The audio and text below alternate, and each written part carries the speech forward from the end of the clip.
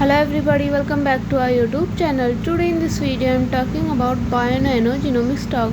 In this video I am talking about stock pros and cons and technical analysis and latest news about it. In this video I am talking about stock pros and cons and technical analysis and latest news about it. Stock is trading at $0.62 with 1.22% negative in a day. We can easily see stock was volatile for a day.